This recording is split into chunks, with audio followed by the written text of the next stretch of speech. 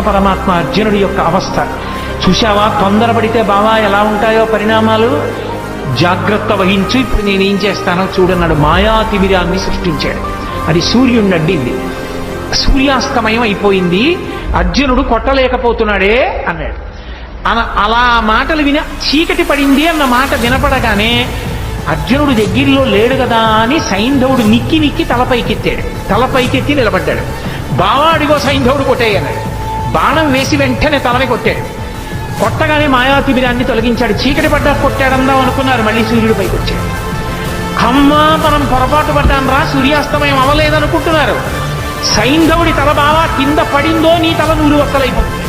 ఎందుకంటే సైంధవుడికి తండ్రి ఉన్నాడు, వృద్ధక్షత్రుడు ఆయన పేరు. ఆ వృద్ధక్షత్రుడికి తపస్సు చేస్తే పుట్టాడు జయద్రథుడు అన్న పేరుతో సైంధవుడు. ఆయన పుట్టినప్పుడు అశరీరవాణి పలికింది. ఇతని యామరపాటులో